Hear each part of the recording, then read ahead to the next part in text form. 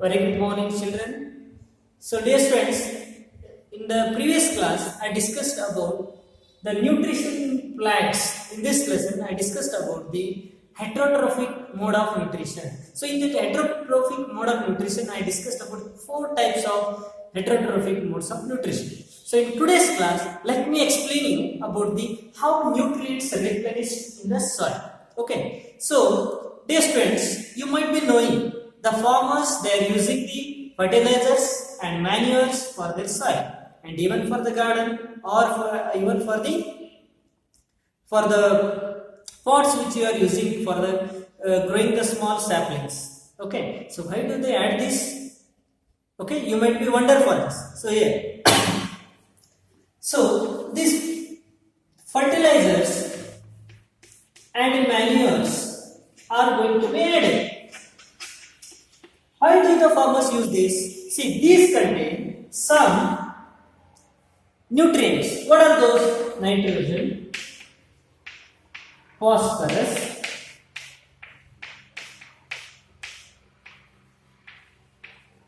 potassium. Nitrogen, phosphorus, potassium, etc. Okay, so by adding these nutrients, the soil gets enriched.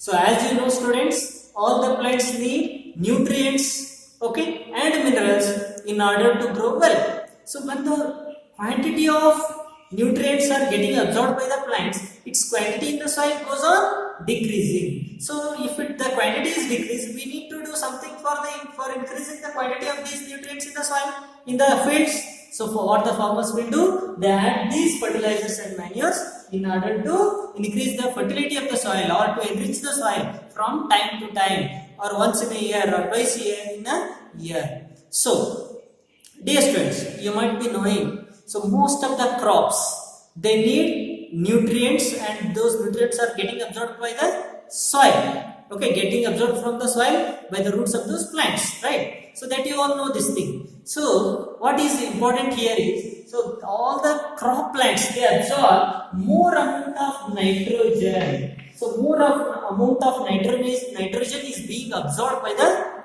crop plants. Okay, so when the plants absorb more amount of nitrogen from the soil, the quantity of the nitrogen in the soil is decreased. Okay, so why? Because when the quantity of nitrogen is decreased, again the farmers will go for the fertilizers or manures to make the quantity of the nitrogen increase in the soil. So this is one thing that the farmers are doing. So on the other side, nitrogen is one of the gas which is present in air.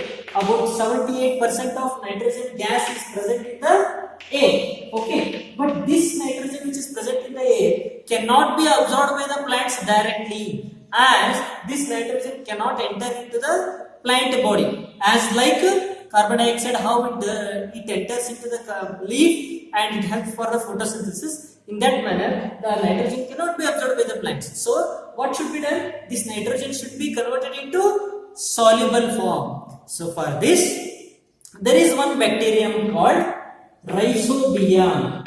This Rhizobium bacteria, okay, this bacteria is usually present in the roots of some plants. In the roots of some of the plants. So which are those plants? Those are pea, beans, okay, soybean, etc. Okay, in such plants, in the roots of such plants, this Rhizobium bacteria is going to live. So what is going to do? See, because this Rhizobium bacteria, it has one specialty. What is that, you know? So this Rhizobium bacteria absorbs the atmospheric nitrogen. The nitrogen present in the atmosphere, it is absorbed by this Rhizobium bacteria, and it converts it into usable form or soluble form. Means the roots can easily absorb that nitrogen, because this bacteria is going to help to absorb the atmospheric nitrogen and converts into usable form, and it is stored in the roots of those plants, and these plants use this for the growth of that particular plant. So For this help in return, so these plants will provide the food as well as shelter for the rhizobium bacteria. They provide the food and shelter for the rhizobium bacteria. Okay, so this is one of the wonderful combination of the rhizobium bacteria as well as these plants. So hence these plants are together, they are called leguminous plants. What is that called? Leguminous plants. So the rhizobium bacteria stay in the or lives in these leguminous plants.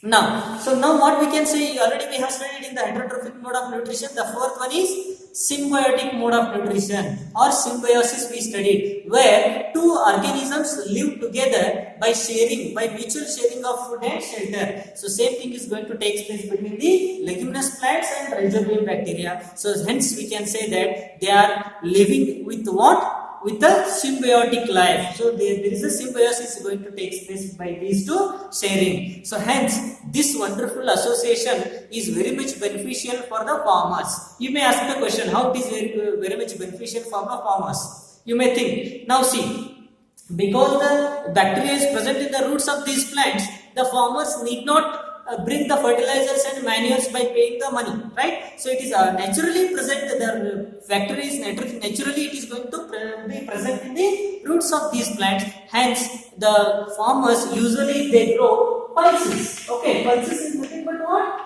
These leguminous plants. So usually the crops which are grown in our fields by the farmers, they are pulses only. So leguminous plants only. So all the bacteria, so this rhizobium bacteria is going to stay in these roots of these leguminous plants.